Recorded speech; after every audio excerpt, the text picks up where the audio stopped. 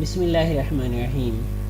جنت کے پتے قسط نمبر 1 اور پارٹ نمبر 3۔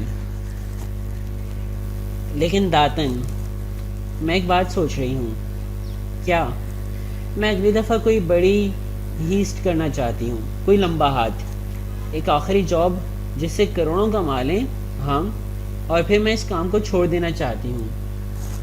پچھلے 3 ماہ میں نے ایک سچی مگر بیوقوف لڑکی کا کردار کیا، اپنے اصل نام کے ساتھ، مگر ان سب لوگوں سے اتنے اچھے الفاظ سن کر میرا دل چاہنے لگا ہے کہ میں یہ کام چھوڑ دوں۔ ایک آخری فراڈ، ایک آخری چوری کے بعد۔ وہ چھت پہ لٹکتے لیمپ کو دیکھتے ہوئے مسکرا کے بولی تھی۔ اس کی چمکتی آنکھوں میں امید تھی، خوشی تھی، سادگی تھی۔ تالیہ داتن سنجیدگی سے آگے کو جھکی۔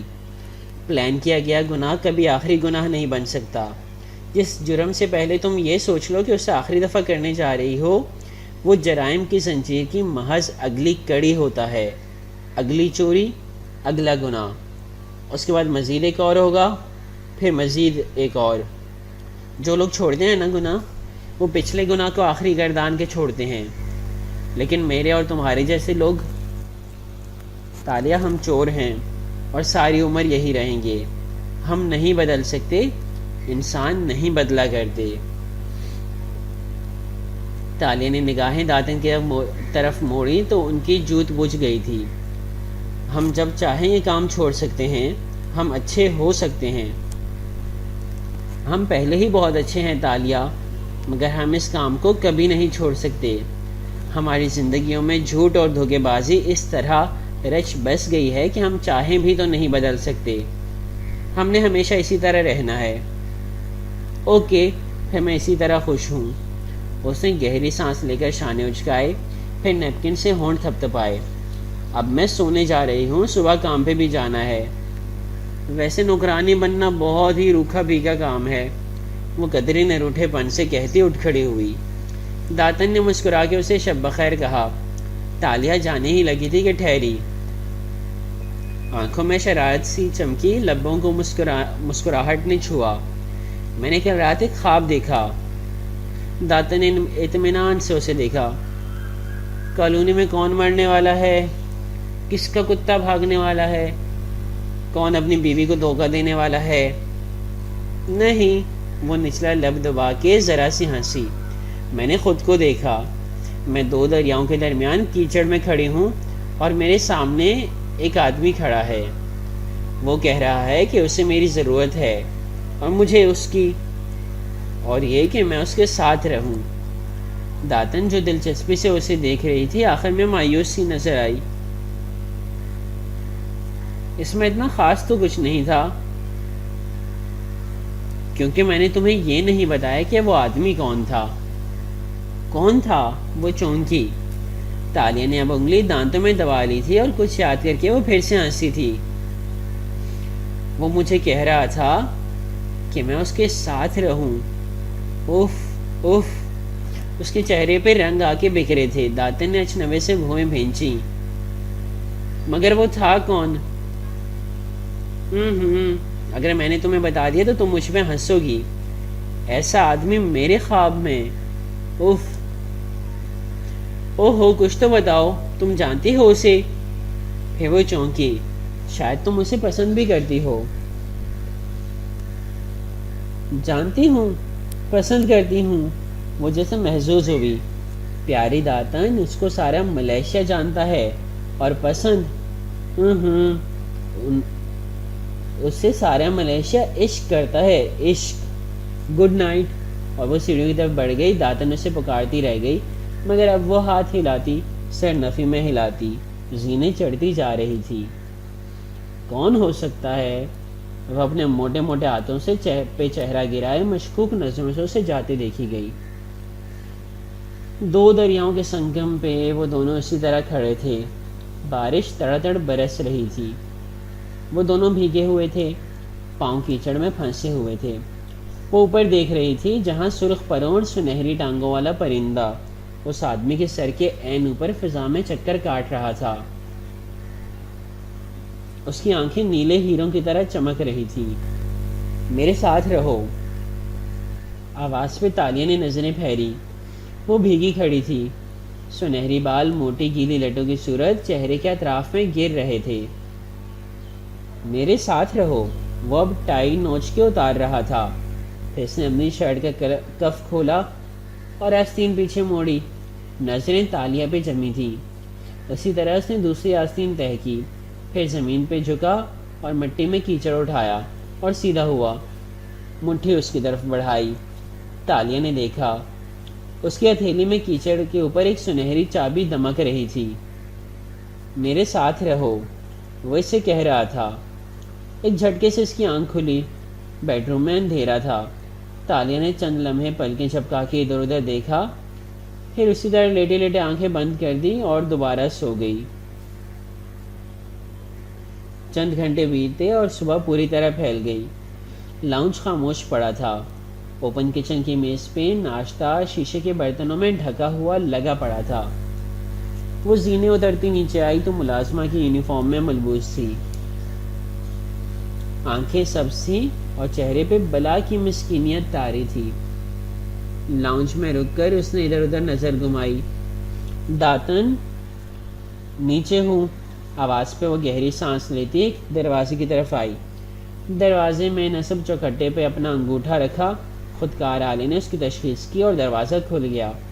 آگے سیڑھیاں تھیں جو مزید نیچے جاتی تھیں. وہ زینے اترنے لگی. نیچے کھلا سا کمرہ تھا. دیواروں پہ مختلف پینٹنگز اور آرٹ ورک سجایا گیا تھا. چند ڈبے بند رکھے تھے. وسط میں بڑی میز تھی جس سے پہ چند مشینیں پڑی تھیں اور داتن حفاظتی گلاسز لگائے گلوز پہنے ایک گن نما آلے سے ایک نیکلس پہ کام کر رہی تھی.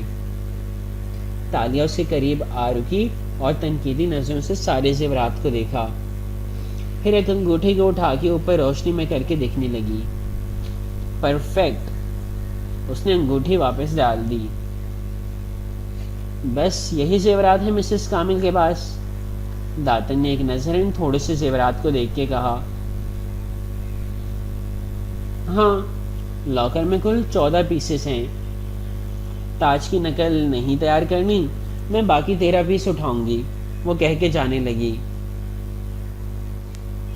داتن جو زیور پہ جھکی تھی چونک کے اس کی طرف متوجہ ہوئی. 14 کیسے؟ تم نے صرف 13 کی تصاویر بھیجی تھی. تاج نکال دو تو پیچھے 12 بچ گئے. تالیہ ٹھہری، واپس گھومی. زیورات سامنے پڑے جگمگا رہے تھے. پھر سے ان کو گنا. ذرا سی الجھی. نیکلس، کڑے، بندے، انگوٹھیاں، یہ ہوئے 12 پیس. مگر مسز کامل کے تمام زیورات جو لاکر میں تھے میں نے ان کی گنتی کی تھی تو وہ 14 پیس تھے. تم نے پہلی دفعہ لاکر اندر سے کب دیکھا تھا؟ 1 ماہ پہلے، جب میں نے مسز کامل کی انگوٹھی چھپا دی تھی اور ان کو میرے سامنے لاکر کھولنا پڑا تھا. تب میں نے سارا لاکر دیکھا تھا. کوڈ اس لیے نہیں دیکھ سکی تھی کہ مجھے انہوں نے لاکر کھولنے کے بعد بلایا تھا. وہ الجھ کے انگلیوں پہ گننے لگی. کل بھی جب تنگو کامل نے میز پہ زیورات کے ڈبے رکھے تو میں نے گنے تھے. 2، 5، 13. وہ بڑبڑاتے ہوئے گننے لگی مگر گنتی پوری نہیں پڑ رہی تھی. ہو سکتا ہے تم بھول رہی ہو، ٹوٹل 13 ہی ہوں.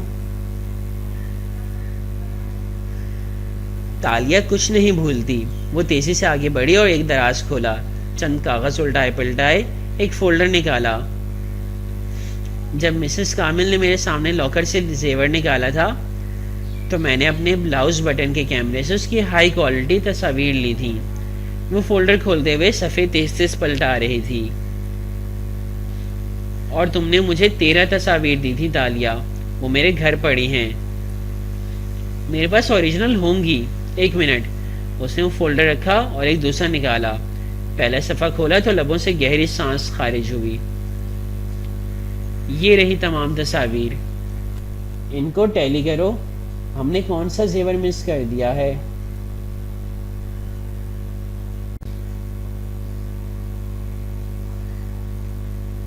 دھاتن گھوم کے اس کے ساتھ آ کھڑی ہوئی. اینک اتار دی اور اب وہ دونوں باری باری تمام پرنٹ آؤٹس متعلقہ زیورات کے ساتھ رکھ رہی تھیں. 5، 8، 12, 13. او آخری پرنٹ آؤٹ سے متعلق کوئی زیور انہوں نے نہیں بنایا تھا. اسے دیکھتے ہی تالیہ کا جوش ٹھنڈا پڑ گیا. وہ گھڑی کے باکس کے جیسے شیشے کے ڈبے میں رکھا ایک سنہری سکہ تھا. پرنٹ آؤٹ پہ اس باکس کے آگے پیچھے سے 4 تصاویر لی گئی تھیں. یہ تو کوئی اینٹک ہے. داتن قدرے جوش سے جھکی مگر تالیہ نے بے دلی سے کاغذ پرے کر دیا. اوپر دیکھو کیا لکھا ہے. مظفر شاہ. یہ ملا کے سلطنت کے سلطان مظفر یہ ملاکہ سلطنت کے سلطان مظفر شاہ کے زمانے کا سکہ ہے. تنگو کامل کو آرٹ اور ہسٹری میں خاصی دلچسپی ہے اس لیے انہوں نے اس کو سنبھال رکھا ہے. مگر ہم اسے کیوں نہیں چرا رہے؟ کیونکہ مظفر شاہ کے سکے آج کل کوالالمپور کے ہر مال سے ملتے ہیں اور سارے نقلی ہوتے ہیں. ابھی ان کے کونے خرچو تو سفید رنگ نکلنے لگے گا اور یہ بھاری ہوتے ہیں جبکہ اصلی سکے اتنی ایجنگ اور آکسیڈیشن کے باعث ہلکے ہونے چاہیے. بالفرض یہ اصلی بھی ہو تو اتنی ویلیو نہیں ہے ان کی. رہنے دو بیچاروں کے پاس ان کا سکہ. داتن نے ایک دوسری اینک اٹھائی اور اسے ناک پہ جما کے غور سے کاغذ پہ چھپی تصویر کو دیکھنے لگی. یہ واقعی اصلی سکہ نہیں ہے. وہ ناپسندیدگی سے بولی تھی. آج کل کے فوجرز کو خدا کا کوئی خوف نہیں ہے. ٹھیک ہے میرے جیسے اعلیٰ درجے کے نکالے نہیں تراش سکتے وہ میں جانتی ہوں لیکن نقلی سکہ تیار کرتے وقت انسان کو چاہیے کہ ایک دفعہ اصلی سکہ بھی دیکھ لے. کیونکہ مظفر شاہ کے اصل سکوں پہ ایک طرف مظفر شاہ السلطان اور دوسری طرف نصیر من الدنیا والدین دنیا اور دین میں مددگار لکھا ہوتا ہے. اس پہ تو دونوں طرف مظفر شاہ السلطان لکھا ہے. داتن کے آخری فکرے پہ وہ منجمد ہو گئی. پھر اتنی تیزی سے گردن موڑی گویا برف چٹخی ہو. دونوں طرف مظفر شاہ لکھا ہے. اس نے کاغذ داتن کے ہاتھ سے جھپٹا اور اس پہ بے قرار نگاہیں دوڑائی. میں نے ایسا سکہ پہلے بھی دیکھا ہے. ہماری ایک واردات والی جگہ پہ یہ تھا مگر میں نے اسے تب بھی چھوڑ دیا تھا. ہاں مجھے یاد ہے نیشنل ہسٹری میوزیم میں ہے نا. میں نے بھی دیکھا تھا. تالیہ نے چونک کے اسے دیکھا. نہیں میں نجیب بن سلامت کی بات کر رہی ہوں. پچھلے سال جب میں نے اس کی پرائیویٹ آرٹ کلیکشن کے بارے میں ویژن دیکھا تھا اور ہم نے ان کے ذاتی سیف میں نایاب اینٹک برتن چرائے تھے تب ایسا سکہ وہاں بھی تھا. یقیناً ہوگا مگر 3 سال پہلے جب تمہارے ہی خواب پہ ہم نے نیشنل ہسٹری میوزیم والی واردات کی تھی تب یہ وہاں ڈسپلے تھا مگر میں نے اسے نظر انداز کر دیا تھا. تالیہ نے کرسی کھینچی اور وہی بیٹھ گئی. اس کی آنکھوں میں شدید الجھن تھی. کیا سوچ رہی ہو؟ ایک جیسے بہت سے سکے مارکیٹ میں ہوتے ہیں. نہیں کچھ غلط ہے اس سب میں. اس نے نفی میں سر ہلایا. ہمارے سامنے یہ سکہ تیسری دفعہ آ رہا ہے مگر ہم نے اسے نہیں چرایا. ہم واردات کی جگہ سے چند چیزیں ہی چراتے ہیں. ہر چیز تو نہیں اٹھا سکتے نا تالیہ. بات یہ نہیں ہے. مسئلہ یہ ہے کہ پچھلے سال ایسا ہی سکہ نجیب بن سلامت کے پاس تھا. اس کا باکس بھی یہی تھا. داتن نجیب بن سلامت ہماری وجہ سے دیوالیہ ہو گیا تھا اور اس نے اپنی بہت سی آرٹ کلیکشن کو آکشن پہ ڈال دیا تھا. اس کا ریکارڈ پبلک ہوگا. ذرا معلوم کرو یہ سکہ اس آکشن میں تھا یا نہیں. مگر کیوں؟ کیونکہ تنگو کامل اور نجیب بن سلامت دوست ہیں اور میں نے مسز کامل سے سنا تھا کہ جب نجیب پہ برا وقت آیا تھا تو تنگو کامل نے اس کی مدد کی تھی. اس کی آکشن سے کوڑیوں کے بھاؤ میں ملنے والی چیزیں مہنگی خرید کے کچھ پینٹنگز اور اس نے کاغذ اٹھا کے دیکھا. شاید یہی سکہ. تمہارا مطلب ہے کہ یہ ایک جیسے بہت سے سکے نہیں ہیں بلکہ یہ ایک ہی سکہ ہے جو بار بار تمہارے خواب میں آتا ہے. ہاں، میرے 11 خواب بلکہ 12، ان میں سے 3 میں یہ سکہ تھا، شاید مزید میں بھی ہو، مگر اس کے ساتھ رکھے جواہرات، زیورات، پینٹنگز اور نادر اشیاء نے میری آنکھوں کو ہمیشہ اتنا خیرہ کر دیا کہ میں نے ان کی طرف توجہ نہیں کی۔ وہ حیران پریشان نظر آ رہی تھیں۔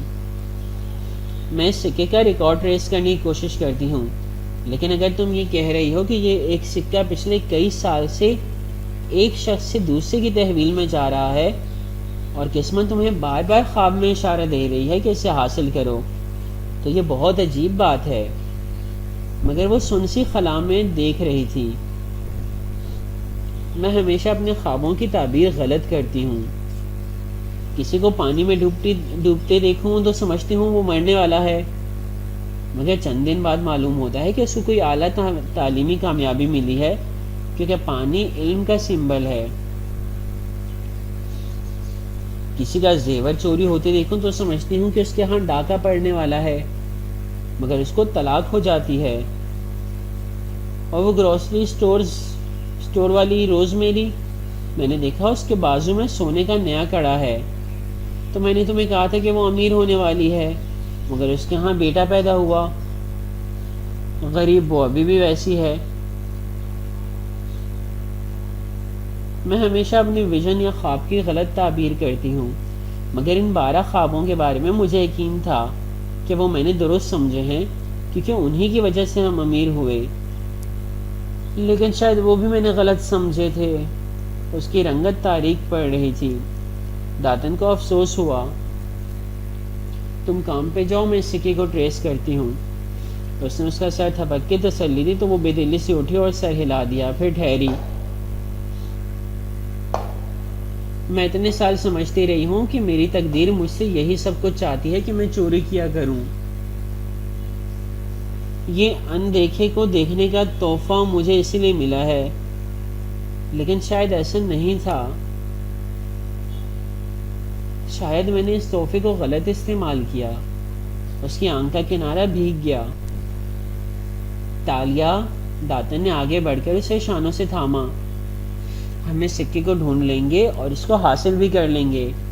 تم فکر نہ کرو، اب کام پہ جاؤ اور مجھے میرا کام کرنے دو۔ تالیہ نے اس بات میں سر ہلا دیا اور ہتھیلی کی پشت سے آنکھیں رگڑ لیں۔ اسے کام سے دیر ہو رہی تھی۔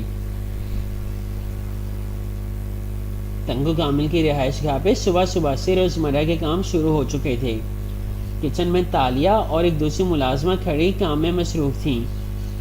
بٹلر ٹرالی کو اپنی نگرانی میں سیٹ کروا رہا تھا اور ساتھ میں فون پہ بات بھی کر رہا تھا۔ ایسے میں تالیہ بے دھیانی سے جگ میں جوس انڈیل رہی تھی۔ چہرے پہ ابھی تک وہی الجھن چھائی تھی اور ہاتھ سست پڑ رہے تھے۔ مارے باندھے اس نے جگ کو ٹرے میں رکھا اور آگے بڑھ گئی۔ ڈائننگ ٹیبل پہ تنگو کامل سربراہی کرسی پہ بیٹھے خوش مزاجی سے دائیں ہاتھ جلوہ گر اپنی بیوی سے محو گفتگو تھے۔ بچے بھی ناشتہ کر رہے تھے۔ ایسے میں وہ جوس لے کر آئی تو دونوں میاں بیوی نے خوشگوار مسکراہٹ سے اسے دیکھا۔ کیسی ہو تالیہ، اور تمہارے گھر والے کیسے ہیں؟ ٹھیک ہیں سب، تھینک یو سر۔ اس نے ادب سے سر جھکایا۔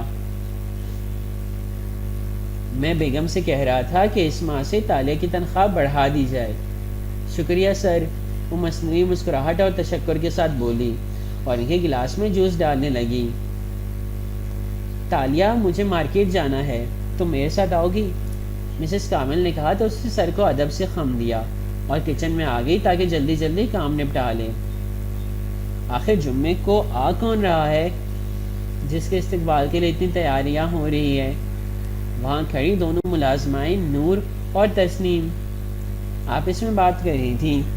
پھر اس سے بھی پوچھا، تمہیں کچھ معلوم ہے تالیہ؟ نہیں، وہ سادگی سے کہہ کے برتن دھونے لگی۔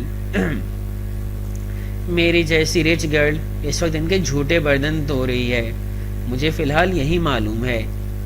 جلدے دل کے ساتھ اس نے سوچا تھا کہ ایل کا وہ بازار شام کے وقت متوسط طبقے کے لوگوں سے بھرا ہوا نظر آتا تھا۔ بھانت بھانت کی بولیاں، مختلف وضع قطع کے لوگ، اکثریت چینی نقوش والے افراد کی تھی اور خواتین کی ایک بڑی تعداد کس کے چہرے کے گرد لپٹنے والا حجاب لی ہوئی تھی، جس کو مقامی زبان میں ٹوڈنگ کہا جاتا تھا۔ بازار میں سرخ ٹائل سے بنی روش تھی اور روش کے دونوں اطراف دکانیں اور ان کے آگے سٹالز لگے تھے۔ برآمدوں میں کہیں چھتری تلے کرسیاں بھی بچھی تھیں اور لوگ کھا پی رہے تھے۔ ایسے میں تالیہ سامان کے شاپر اٹھائے مسز کامل کے پیچھے چلتی جا رہی تھی۔ جو مہمان آ رہے ہیں ان کے لیے چاول لے رہی ہوں، ان کو اچھا چاول بہت پسند ہے۔ مسز کامل ساتھ میں تبصرے بھی کیے جا رہی تھیں۔ وہ جیسے ان مہمانوں کے آنے پہ بہت خوش تھیں، مگر ان کا نام کسی وجہ سے نہیں لے پا رہی تھی، لیکن شاید ان کا دل کسی سے شیئر کرنے کو بہت چاہ رہا تھا۔ تالیہ خاموش رہی، پھر یوں ہی پوچھا، بچے بھی آ رہے ہیں ساتھ؟ نہیں، بس دونوں میاں بیوی آئیں گے۔ ویسے ان کے 2 بچے ہیں؟ پھر رک کے تصحیح کی، 3 تھے، لیکن ان کی بیٹی آریانہ بچپن میں کھو گئی تھی، چیئر لفٹ سے گری تھی۔ لاش نہیں ملی، مگر سب کو یہی لگا کہ وہ مر گئی ہے، اس لیے قبر وغیرہ بنا دی تھی۔ پھر وہ چپ ہو گئی جیسے بہت زیادہ بول گئی ہوں، اور ایک دکان کی طرف چلی گئی۔ وہ گہری سانس لے کر پیچھے آئی۔ مسز کامل نے اعلیٰ درجے کے چاول نکلوائے اور ان کو ہاتھ میں لے کر دیکھنے لگی۔ تالیہ یوں ہی ان کے ہاتھوں کو دیکھے گئی، ایک دم جیسے ساری آوازیں آنا بند ہو گئیں۔ مسز کامل کے ہاتھوں میں بھرے چاول دیکھتے ہی دیکھتے جلنے لگے۔ بس لمحے بھر میں وہ سب راکھ ہو گئے اور ان کے دونوں ہاتھ کالک سے رنگے خالی رہ گئے۔ وہ چونکی، سماعت کھل گئی، آوازیں آنے لگیں۔ اسے مسز کامل کے ہاتھوں کو دیکھا، وہاں کوئی راکھ نہیں تھی۔ وہ چاول اٹھا اٹھا کے چیک کر رہی تھی۔ تالیہ نے گہری سانس بھری۔ میم، اس نے ہولے سے ان کو پکارا۔ کل آپ کی کسی دوست کا فون آیا تھا، میں بتانا بھول گئی۔ کس کا؟ کیا کہہ رہی تھی؟ وہ چونک کے اس کی طرف متوجہ ہوئی۔ نام نہیں بتایا، مگر یہ کہا تھا کہ وہ ذرا مصروف ہیں، مگر میں آپ کو بتا دوں کہ آپ صدقہ دے دیں اور آگ وغیرہ سے احتیاط کریں، کیونکہ انہوں نے آپ کے بارے میں برا خواب دیکھا تھا۔ کیا دیکھا ہے اس نے؟ وہ بے چین سی ہو کے پوری اس کی طرف گھوم گئی۔ دونوں کاؤنٹر سے ہٹ کے کھڑی تھی اور سرگوشے میں بات کر رہی تھی۔ یہ کیا آپ نے ہاتھوں میں چاول اٹھا رکھے ہیں اور وہ راکھ میں بدل جاتے ہیں؟ شاید آپ کو چولہے اور ہیٹر وغیرہ سے احتیاط کرنی چاہیے۔ اوہ، تم نے اچھا کیا مجھے بتا دیا۔ لیکن کون سی دوست تھی میری؟ نام نہیں بتایا، لیکن کہتے ہیں برے خواب کا بار بار ذکر نہیں کرنا چاہیے، اس لیے بہتر ہے کہ آپ بس صدقہ اور دعا وغیرہ کر دیں۔ اس نے خوبصورتی سے بات کا رخ پھیرا تو وہ سر ہلا کے رہ گئیں، البتہ چہرے پہ بے پناہ پریشانی امڈ آئی تھی۔ مجھے لگتا ہے آپ کے ہاتھ جلنے والے ہیں یا آپ کے گھر کو آگ لگنے والی ہے۔ میں آپ کو نہیں بتا سکتی کہ یہ ویژن میں نے دیکھا ہے، نہ ہی یہ کہ میرے خواب ہمیشہ سچ ہو جاتے ہیں۔ او میرے اللہ، یہ تحفہ نہیں ہے، یہ تو ایک قرض ہے۔ ان کے پیچھے سر جھکائے بازار میں چلتے ہوئے وہ سوچ رہی تھی۔ ان کے ساتھ ہی بار بار ان کے ہاتھوں کو بھی دیکھ لیتی تھی۔ گوری کلائی میں انہوں نے خوبصورت سا سونے کا بریسلٹ پہن رکھا تھا جس پہ ننھے ستارے جھول رہے تھے۔ تالیہ نے یوں ہی اپنی خالی کلائی کو دیکھا اور پھر ایک دم وہ ٹھٹک کے رکی۔ ذہن کے پردے پہ ایک منظر لہرایا تھا، لاکر میں رکھی ڈبی، اس میں سجا بریسلٹ۔ وہ وہیں سن سی کھڑی رہ گئی، ایک دم ساری گتھلیاں سلجھ گئی تھی، پزل کے بہت سے ٹکڑے اپنے اپنے خانوں میں آ گرے تھے۔ اگلا منظر، لائبریری کے اندر مقدس باروب سی خاموشی چھائی تھی۔ اونچے ریکس، کتابوں کی طویل الماریاں، جگہ جگہ بچھی میزوں پہ مطالعے میں منہمک سے دکھائی دیتے لوگ، کمپیوٹرز کے آگے بیٹھے کام کرتے اشخاص، غرض معمول کا خاموش سا ماحول تھا۔ ایسے میں دروازہ کھولا اور وہ اندر داخل ہوتی دکھائی دی۔ اس نے صبح کے ملازماؤں والے لباس کے برعکس سرخ خوبصورت اور قیمتی فراق پہن رکھا تھا۔ کونی پہ ڈیزائنر بیگ تھا اور سر پہ سفید کورا ہیٹ جس سے نکلتے سیاہ بال کندھوں پہ گر رہے تھے۔ دروازے پہ وہ رکی، ہیڈ کو ڈائمنڈ رنگ پہنی، انگلی سے ترچھا کر کے سیاہ آنکھیں آس پاس دوڑائیں۔ ایک لائبریرین جو قریب سے کتابوں کی ٹرالی دھکیلتا گزر رہا تھا اسے دیکھ کے رکا اور جھٹ سلام جھاڑا۔ السلام علیکم مس ساشا۔ تالیہ نے شان بے نیازی سے سر کو خم دیا، پھر ادھر ادھر دیکھا تو وہ بولا، مسز لیانا اس طرف ہیں۔ وہ ہلکا سا مسکرائی اور اسی طرح اٹھی گردن کے ساتھ آگے چلتی گئی۔ کونے میں ایک آڈیو روم تھا، شیشے کی دیواروں نے اسے مکمل بند کر رکھا تھا، گویا شیشے کا کوئی ڈبہ ہو۔ اندر تنگ سی جگہ پہ وہ پھانس کر بیٹھی سیاہ موٹی عورت دکھائی دے رہی تھی۔ اینک لگائے، بال جوڑے میں باندھے، وہ کتابوں میں الجھی ہوئی تھی۔ آہٹ پہ اسے نظریں اٹھائی تو دیکھا تالیہ دروازہ کھولتی اندر داخل ہو رہی تھی۔ اتنے سالوں سے یہاں کام کر رہی ہو داتن، اور ایک ڈھنگ کا آفس بھی نہیں دیتے یہ تمہیں، وہ مسکراہٹ دبا کے کہتی، سامنے کرسی کھینچ کے بیٹھی، پرس میز پہ رکھا اور ہیڈ کو مزید ترچھا کیا تو چہرہ اور سیاہ مسکراتی آنکھیں مزید واضح ہوئیں۔ لیانا بنت دانش صابری کے پاس اتنی دولت ہے کہ وہ چاہے تو یہ پوری لائبریری خرید لے۔ خشمگی نگاہوں سے اسے گھور کے وہ بولی تو تالیہ نے ابرو اونچا اٹھایا۔ پوری؟ چلو آدھی صحیح۔ داتن نے ڈھٹائی سے تصحیح کی، پھر ناک سے مکھی اڑائی۔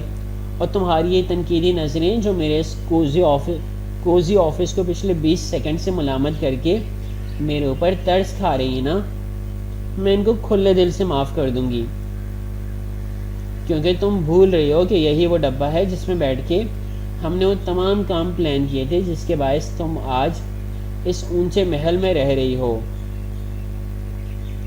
لگتا ہے بڑی زور کی لگی ہے۔ تالیہ نے افسوس سے سر دائیں بائیں ہلایا۔ داتن نے چپتی نظریں اس پہ جمائی، ناک زور سے سکوڑی۔ میں سن زو کی ماننے والی ہوں، اور وہ کہتا تھا کہ جب امیر ہو تب غریب نظر آؤ، اور جب غریب ہو تب امیر۔ اس نے یہ فکرہ طاقتور اور کمزور کے بارے میں کہا تھا، مگر اس کا مطلب یہی تھا جو میں نے بیان کیا ہے۔ اچھا چلو چائے نہیں پلاؤ گی؟ وہ بورسی ہو کر ادھر ادھر دیکھنے لگی۔ داتن نے افسوس سے اسے دیکھ کے گہری سانس بھری۔ تمہیں معلوم ہے کہ چائے کے اندر موجود کیفین انسان کو کتنے خطرناک اثرات سے دوچار کر سکتی ہے؟ بے شک ایمپرر شین نونگ نے دعویٰ کیا تھا کہ چائے بہت سی بیماریوں کی دوا ہے، لیکن وہ چونکہ ایک بادشاہ تھا اس لیے اس پہ کبھی بھی اعتبار نہیں کرنا چاہیے، کیونکہ چائے کی زیادتی سر درد، پینک اٹیکس، بے خوابی، ہارٹ برن، متلی، ڈائریا اور کنفیوژن کا باعث بن سکتی ہے۔ اوہ، اس لیے جب تم میرے گھر آتی ہو داتن تو میری پتی سب سے پہلے ختم ہوتی ہے۔ میں ایک موذی چیز سے تمہیں چھٹکارا دینے کی اپنی طرف سے کوشش ہی کر سکتی ہوں تالیہ، لیکن اگر تم اس زہریلے مادے کی محبت میں، اس کے ایڈکشن میں اتنی مبتلا ہو ہی چکی ہو تو میں اس سے زیادہ تمہارے لیے کچھ نہیں کر سکتی۔ اف، تم اتنی لمبی بات کیوں کرتی ہو داتن؟ مگر موٹی عورت نے میز پہ رکھے ٹریول مگ کا ڈھکن کھولا اور پیچھے سے ترماس اٹھا کر اس میں گرما گرم چائے ڈالی۔ تالیہ نے شکریہ کہنے کو لب کھولے ہی تھے کہ داتن نے ترماس واپس رکھی، کرسی پہ پیچھے کو ٹیک لگائی اور مگ سے گھونٹ بھر کے تسلی سے اسے دیکھا۔ ہاں تو تم کیسے آئی؟ تالیہ نے گہری سانس لی، ایک چپتی ہوئی نظر اس پہ ڈالی اور گویا ہوئی۔ تمہیں معلوم ہے میں کیوں آئی ہوں؟ اوکے، داتن نے مگ پرے رکھا اور اپنا ٹیبلٹ نکال کے اسکرین اس کو دکھائی، یوں کہ ٹیبلٹ داتن کے ہاتھوں میں ہی تھا۔ یہ ہے وہ سکہ۔ وہاں ایک اعلیٰ کوالٹی کی تصویر نظر آ رہی تھی۔ تالیہ آگے ہوئی۔ نامعلوم ذرائع سے سکہ چند برس پہلے منظر عام پر آیا تھا، تقریباً 17 سال پہلے۔ یہ سلطان مظفر شاہ کے زمانے کے سکوں سے مختلف ہے، لیکن ہر میوزیم اور ہر بیپاری نے اس سے متعلق بہت سی کہانیاں سنائی ہیں۔ اور ہم دونوں جانتے ہیں کہ وہ سب جھوٹی ہیں. یہ سکہ زیادہ دیر کسی کے پاس ٹھہرتا نہیں ہے. یا بیچ دیا جاتا ہے, یا تحفے میں دے دیا جاتا ہے, یا نیلام ہو جاتا ہے. میں اس کا پورا ٹریل تو نہیں ڈھونڈ سکی, لیکن پچھلے 7 سالوں میں ہماری وہ رکی اور مناسب لفظ ڈھونڈا. 11 بڑی جابز میں سے 5 میں یہ سکہ موجود تھا, اور باقی میں. اس نے بے قراری سے کہتے ہوئے ہاتھ آگے بڑھایا تاکہ ٹیب لے, مگر داتن نے اسے پیچھے کر لیا اور خفگی سے بھویں سے کوڑی. اگر تم چند لمحے کا سکوت اختیار کرو اور مجھے خود کو متاثر کرنے کا موقع دو تو میں تمہیں دکھاتی ہوں کہ بے شک باقی 7 وارداتوں میں یہ سکہ موجود نہیں تھا, مگر ان 7 جگہوں پہ جو چیزیں موجود تھی میں نے ان کی لسٹ بنائی تو کوئی اور چیز تھی جو ان 7 جگہوں پہ موجود تھی, ہے نا. وہ تیزی سے بولی تو داتن نے لب بھینچ لیے. منہ کا ذائقہ تک خراب ہو گیا تھا, مگر ضبط کر کے کہنے لگی, ہاں میں نے سارا دن لگا کر کرائم سین فوٹوز اور اپنے ریسرچ ورک کو جو ہم نے واردات سے پہلے کیا تھا اکٹھا کیا اور تمام فہرستوں کو کراس چیک کیا, تو وہ ایک آئٹم تھا جو ان سب میں مشترک تھا. بوجھو کون سا؟ ملاکا سلطنت کی ایک ملکہ کا سونے کا بریسلیٹ, ہے نا. داتن کے کندھے ڈھیلے ہوئے, منہ کھل گیا. تمہیں کیسے پتا چلا؟ چونکہ میں چائے بہت پیتی ہوں اس لیے میری یادداشت بہت اچھی ہے, اور آج مسز کامل کے ساتھ شاپنگ کرتے ہوئے ان کا بریسلیٹ دیکھ کے مجھے یاد آیا کہ ملاکا سلطنت کی ایک ملکہ کا بریسلیٹ بھی میں نے انہی 7 جابز میں سے 2-3 میں دیکھا تھا, مگر نظر انداز کر دیا کیونکہ مجھے وہ نقلی لگا تھا, اور ہم ہمیشہ اصلی اور تاریخی آرٹ پہ ہاتھ صاف کرتے ہیں داتن, اور وہ مجھے تاریخی نہیں لگا تھا. اگر سب کچھ معلوم ہو گیا تھا تو میرے پاس کیوں آئی ہو؟ داتن نے برا سا منہ بناتے ہوئے ٹیب زور سے بند کر کے میز پہ رکھا. کیونکہ اگر تم نے سارا دن اس کام پہ لگایا ہے تو شاید تمہیں کچھ ایسا معلوم ہوا ہو جو مجھے نہ ہو سکا ہو. اس پہ داتن کھلے دل سے مسکرائی.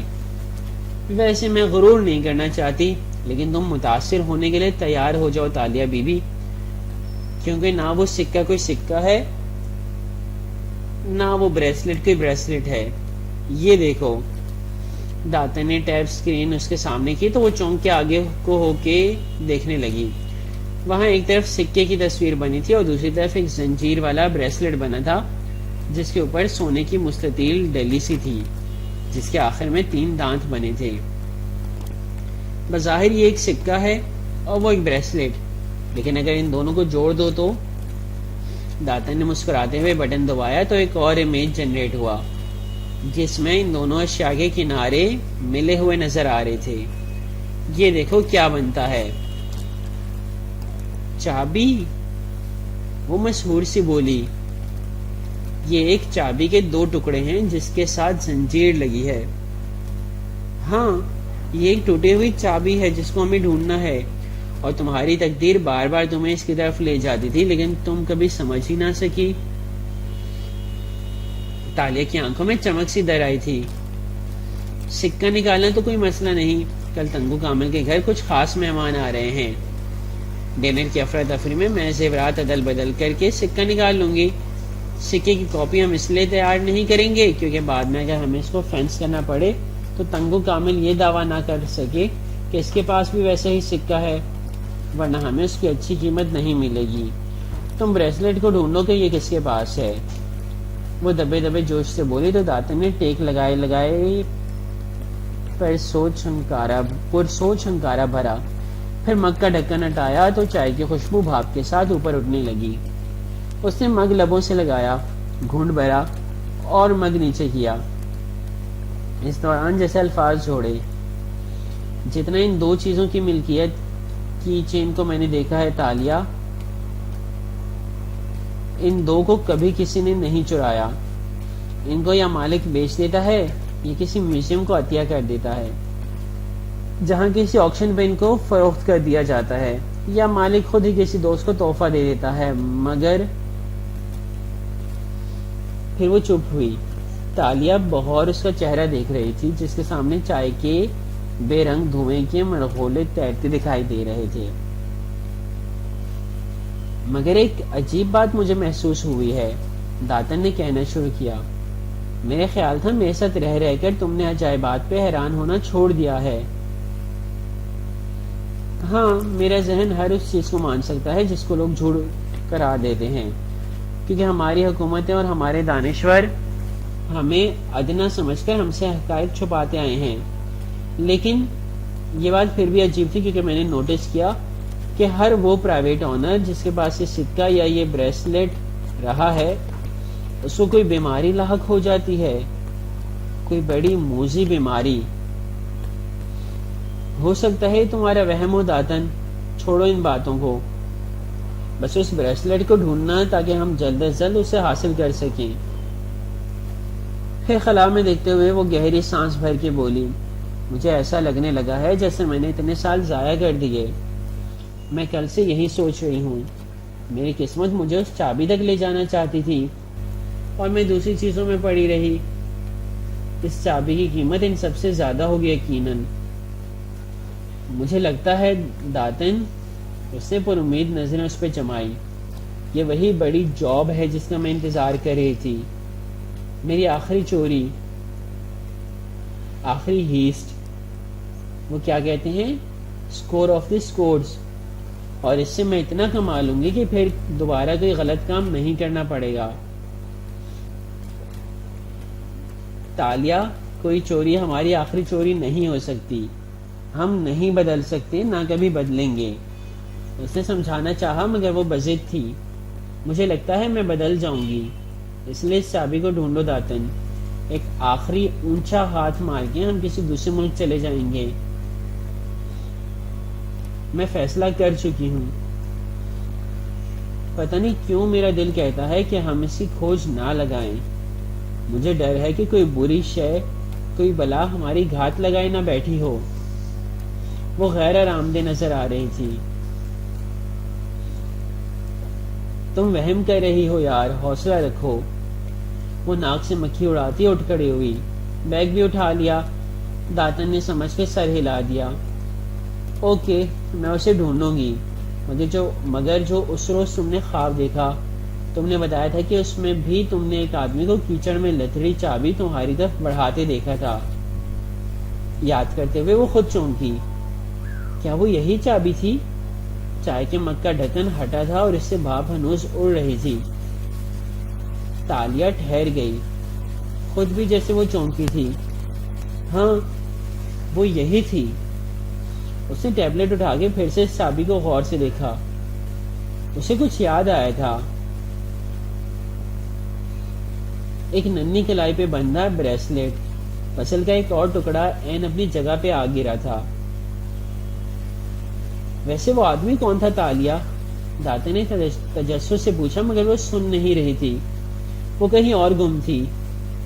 میں نے یہ بریسلیٹ دیکھ رکھا ہے پہلے، مجھے پتا ہے یہ کس کا تھا۔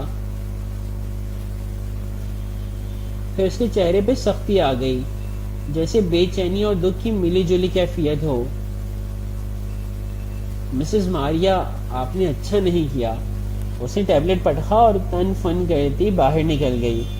داتن حیرت سے اسے جاتے دیکھتی رہی۔ اسے کیا ہوا؟ ناول نمرہ احمد کا قسط نمبر 1 اور پارٹ نمبر 4۔ اگلی صبح جب کوالالمپور کے بلند بالا عمارتیں دھوپ میں سینہ تانے کھڑی تھیں اور نمی سے بوجھل فضا نے ماحول میں حبس سا پیدا کر رکھا تھا، شہر کے ایک مفلوک الحال علاقے میں فلیٹ بلڈنگ سی بالکنیوں میں رسیوں پہ کپڑے سوکھتے دکھائی دے رہے تھے۔ اتوار کے باعث شاید ساری عمارت کی عورتوں نے واشنگ مشین لگا رکھی تھی۔ ایسے میں تالیہ بنت مراد ایک فلیٹ بلڈنگ کی گندی میلی سیڑھیاں چڑھ رہی تھی۔ وہ مالے درز کا حجاب پہنے ہوئی تھی، اسکرٹ اور لمبی قمیض سے ایسا لباس، اور اس کے اوپر کس کے لیا گیا اسکارف جس میں مزید ایک دوپٹہ پھیلا رکھا تھا۔ آنکھوں پہ نظر کا چشمہ لگا تھا اور وہ پہلے سے مختلف نظر آ رہی تھی۔ تیسری منزل کے ایک دروازے کے سامنے وہ رکی اور بیل بجائی۔ آ رہی ہوں، عورت کی آواز سنائی دی، جیسے وہ تکلیف میں آہستہ آہستہ چلتی دروازے تک آ رہی ہو۔ پھر دروازہ کھل گیا اور ایک ادھیڑ عمر عورت نظر آئی جس کا چہرہ کریلے کے خول کی مانند جھریوں زدہ تھا۔ اور سفید سرمئی بال چوٹی میں گندھے تھے۔ نظر کے موٹے چشمے سے اس نے سامنے کھڑی لڑکی کے چہرے کو دیکھا تو چہرہ کھل اٹھا۔ تالیہ، آؤ آؤ، بڑے عرصے بعد آئی تم، آ جاؤ۔ انہوں نے خوشی سے اسے راستہ دیا۔ وہ سلام کر کے سر جھکائے اندر داخل ہوئی۔ وہ تنگ و تاریک سا فلیٹ تھا۔ سامنے ایک لاؤنج نما چھوٹا سا کمرہ تھا جس میں صوفے رکھے تھے۔ خاتون گھٹنوں کے درد کے باعث ٹیڑھی سیدھی چلتی آگے آئیں، صوفوں سے کپڑے ہٹائے اور بیٹھنے کو جگہ بنائی۔ آؤ بیٹھو، آج مشین لگا رہی تھی تو سارا گھر کپڑوں سے بھرا پڑا ہے، حالانکہ میرے کتنے کپڑے ہوتے ہیں۔ تم بیٹھو، میں شربت لاتی ہوں۔ اوکے مسز ماریا۔ وہ مسکرا کے بیٹھ گئی۔ وہ گئیں تو اس کے چہرے کی مسکراہٹ غائب ہوئی اور اس پہ خفگی نظر آنے لگی، جسے اس نے پھر سے مصنوعی مسکراہٹ کے پردے میں چھپا لیا۔ کچھ دیر بعد وہ اس کے سامنے شربت کی ٹرے رکھ رہی تھیں۔ اتنا اچھا لگتا ہے تمہیں یوں دیکھ کے، ابھی تک اسکول میں پڑھا رہی ہو؟ جی، وہ مسکرا کے بولی، دینیات اور میتھس پڑھاتی ہوں۔ وہ نظریں جھکا کے شرافت سے بولی تھی۔ شوہر، بچے سب ٹھیک ہیں؟ جی، بچے اسکول گئے ہوئے تھے تو میں وقت نکال کے آ گئی۔ اس کے آرٹسٹ کی مسکراہٹ ویسے ہی سادہ تھی۔ کبھی ان کو ساتھ بھی لے آؤ مجھ سے ملوانے، صرف تصویریں دکھائی ہیں تم نے اب تک، انہوں نے شکوہ کیا۔ بس جب آپ سے ملتی ہوں تو اپنا آپ بھی بچہ لگنے لگتا ہے۔ آپ یتیم خانے کی منتظم تھیں اور 3 سال میرا وہاں خیال رکھا تھا آپ نے۔ آپ کے ساتھ بیٹھ کے پرانی باتیں یاد کرنے کا دل کرتا ہے مسز ماریا۔ بات موڑ دی۔ خوش رہو، جیتی رہو، انہوں نے گہری سانس لی۔ جو بچے چھوڑ جاتے ہیں یتیم خانہ وہ کبھی واپس نہیں آتے، مگر جس طرح تم واپس آ جاتی ہو، پیسے بھیجتی رہتی ہو، دل بہت خوش ہوتا ہے۔ شربت سے بھرا گلاس دونوں کے درمیان انچھوا رکھا تھا۔ تالیہ نے اس کی طرف ہاتھ نہیں بڑھایا، بس نظریں ان کے بیمار زرد چہرے پہ جمائے رکھیں۔ مسز ماریا، آپ کو کبھی علم نہیں ہو سکا کہ مجھے وہاں کون چھوڑ گیا تھا؟ یہ معمہ میں بھی کبھی حل نہیں کر سکی۔ رات کو چرچ بند ہوتا تھا، صبح جو پہلا بندہ ادھر گیا اس کو تم وہیں ملی تھی۔ مجھے وہ سب یاد ہے۔ وہ اتوار کا دن تھا، آپ عبادت کے لیے جلدی آ گئی تھیں اور مجھے روک کے کچھ پوچھا تھا آپ نے۔ ہاں، میں پھر تمہیں یتیم خانے لے آئی، وہی پولیس بھی بلائی، مگر کوئی بھی تمہارے ماں باپ کو نہیں ڈھونڈ سکا تھا۔ تمہارے کپڑے عجیب سے تھے، پھٹے پرانے میلے کو چیلے۔ تمہیں میں نے نئے کپڑے دیے، تمہیں تیار کیا، اور وہ یاد کر کے ذرا جوش سے بولے جا رہی تھی کہ تالیہ ایک دم بولی، مجھے میرے ماں باپ مل گئے ہیں مسز ماریا۔ مسز ماریا رکی، منہ کھل گیا۔ بے یقینی سے تالیہ کو دیکھا جس کی اینک کے پیچھے چھپی آنکھوں میں موٹے موٹے آنسو تیر رہے تھے اور وہ خوشی سے بتا رہی تھی،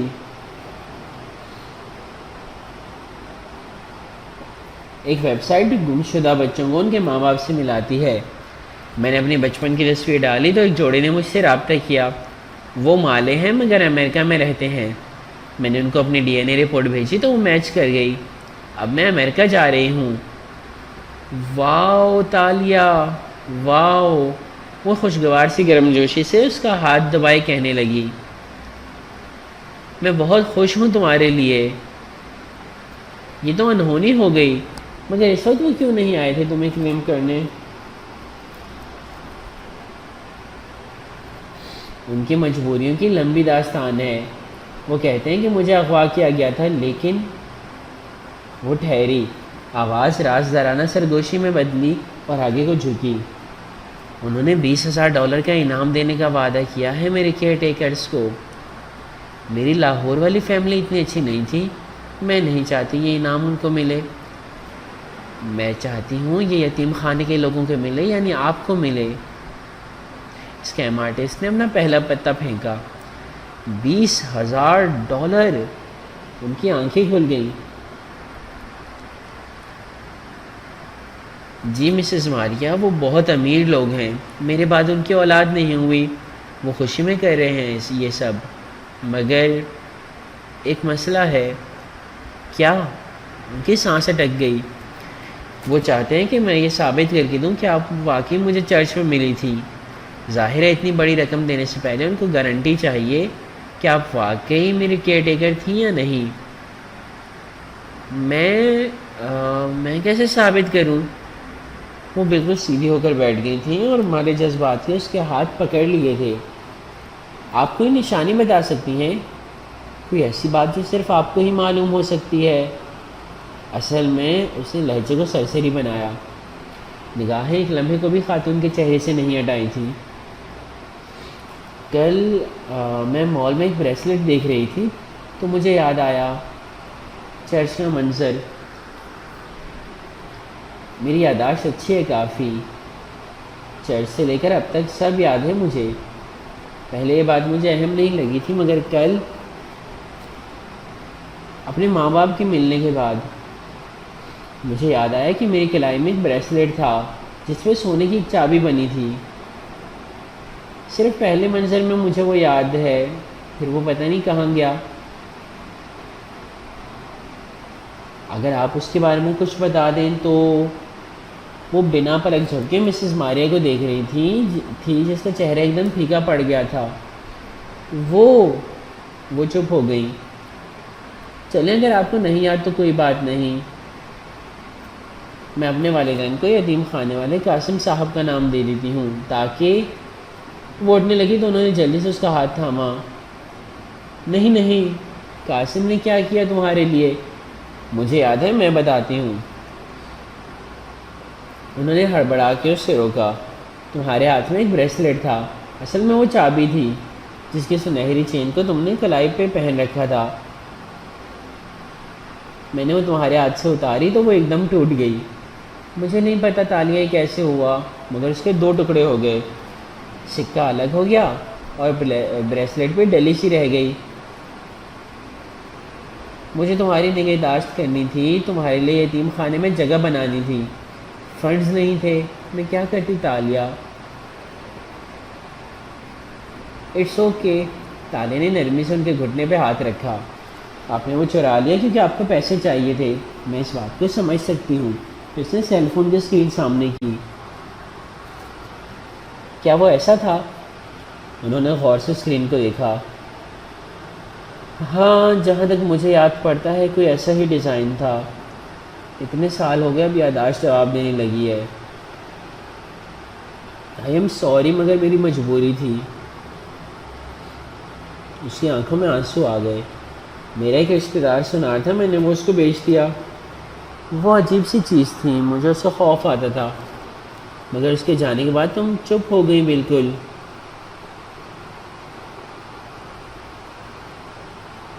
تالیہ نے بے اختیار صوفے کی گدی مٹھی میں بھینچ لی۔ اس کا سانس اٹک گیا تھا۔ اس کے بعد چپ ہوئی؟ مگر آپ لوگ تو کہتے تھے کہ میں ہمیشہ سے چپ تھی، مجھے کچھ یاد نہیں تھا۔ نہیں، پہلے چند منٹ جب تک تمہارے ہاتھ میں بریسلیٹ تھا تم نے کچھ باتیں کی تھیں۔ وہ تمہارے ہاتھ میں چمکتا تھا جیسے اسے روشنی نکلتی ہو۔ میں نے اسے تمہاری کلائی سے اتارا تو وہ بجھ گیا اور چابی 2 ٹکڑے ہو گئی۔ مجھے اس سے خوف آیا تھا تالیہ۔ میں نے کیا باتیں کی تھیں؟ ایسے رندے گلے سے پوچھا تھا۔ صحیح الفاظ یاد نہیں؟ اتنے سال بیت گئے اب تو تالیہ، مگر اتنا یاد ہے کہ تم نے کہا تھا گاؤں والے مصیبت میں ہیں، تم ان کے لیے مدد لینے آئی ہو ورنہ سب مر جائیں گے۔ تم نے کہا تمہیں ان سب کو بچانا ہے۔ میں نے پوچھا تمہارے ہاتھ میں کیا ہے؟ تو تم نے کہا یہ میرے بابا نے مجھے دی ہے۔ میں نے تمہارا نام پوچھا تو تم نے کہا تالیہ بنت مراد۔ لیکن جب میں نے وہ بریسلیٹ اتارا تو تم خاموش ہو گئی، جیسے تمہیں سب بھول گیا ہو۔ تالیہ کی آنکھوں میں آنسو چمکنے لگے، مگر اب کی بار وہ اصلی آنسو تھے۔ اور کچھ؟ اور مجھے یاد نہیں۔ کیا یہ کافی ہوگا تمہارے ماں باپ کو یقین دلانے کے لیے؟ وہ چونکی، پھر اپنی کور سٹوری یاد آئی تو زبردستی مسکرائی۔ میں ان کو بتا دوں گی، اب میں چلتی ہوں۔ وہ کھڑی ہو گئی۔ انعام کی رقم کب تک ملے گی؟ وہ بے قراری سے اس کے ساتھ کھڑی ہوئی۔ وہ بدقت مسکرا کے ان کو تسلی دلانے لگی۔ رات اس پوش علاقے پہ اپنے پر پھیلائے اتری تو حالم کے اونچے عالیشان گھر کی بیرونی بتیاں جگمگاتی دکھائی دینے لگی۔ یہ اگلا منظر ہے۔ لاؤنج میں البتہ اندھیرا تھا، صرف بڑی سی ٹی وی اسکرین چمک رہی تھی جس کے سامنے وہ دونوں صوفے پہ بیٹھی تھی۔ داتن نے سیاہ کھلا لباس پہن رکھا تھا اور ٹانگوں کی کینچی بنا رکھی تھی۔ گود میں پاپ کارن کا پیالہ تھا جسے وہ بھنے ہوئے تازہ خستہ پاپ کارن نکال کر منہ میں ڈال رہی تھی۔ نظریں اسکرین پہ جمی تھی جہاں ایک مالے گیم شو چل رہا تھا۔ ایک فیملی گھر جیتنے ہی والی تھی اور داتن کی سانس رک رک کے آ رہی تھی۔ 7 پیر اوپر کر کے بیٹھی تالیہ دور خلا میں گھور رہی تھی، گمسم کسی اور دھیان میں۔ سیاہ بال ہیئر بینڈ لگا کر پیچھے کر رکھے تھے اور سفید شرٹ پہن رکھی تھی۔ انگلی بے مقصد سی صوفے کے ہاتھ پہ بنے ڈیزائن پہ پھیر رہی تھی۔ آخری راؤنڈ، اف اللہ! داتن ذرا آگے ہوئی۔ وہ چابی میری تھی داتن، وہ میرے باپ نے بنائی تھی۔ داتن چونکی اور گردن اس کی طرف پھیری۔ وہ اسی طرح صوفے کے ڈیزائن پہ انگلی پھیرتی بے خود سی بولے جا رہی تھی۔ سیاہ آنکھوں میں زمانے بھر کی اداسی تھی۔ میں آج مسز ماریا سے ملنے گئی تھی۔ الفاظ اس کے لبوں سے بہتے جا رہے تھے گویا مکئی کے دانے ہوں جو حدت ملنے پہ چٹک چٹک رہے ہوں۔ وہ کہے جا رہی تھی اور داتن بھٹے کی خستہ خوشبو سے دہک سی گئی تھی۔ اس کے ماتھے پہ بل پڑ گئے، آنکھوں میں غصہ ابھر آیا۔ اس نے تمہارا بریسلیٹ بیچ دیا؟ اوف اوف! خبردار جو آئندہ تم نے مسز ماریا کی کوئی مالی مدد کی۔ کیوں؟ کیونکہ وہ ایک بددیانت چور ہے۔ اور میں کیا ہوں؟ اس نے سادگی سے داتن کو دیکھا تو وہ ناک سے کوڑ کے رہ گئی۔ اس عورت نے 3 سال میرا خیال رکھا جب مجھے کوئی اور لینے نہیں آیا۔ مجھے ان پہ تھوڑا غصہ آیا تھا مگر مجھے ان سے گلہ کرنے کا کوئی حق نہیں۔ خیر اب کیا کرنا ہے؟ تم بریسلیٹ تلاش کرو، میں سکے کو تنگو کامل کے لاکر سے چوری کرتی ہوں۔ کل جب مہمانوں کا رش ہوگا تو میں موقع دیکھ کے اسٹڈی میں چلی جاؤں گی۔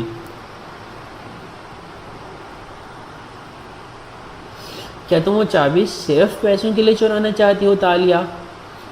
تالیہ نے گہری سانس لی، داتن کو دیکھا اور مٹھی بھر کے پیالے سے پاپ کارن اٹھائے۔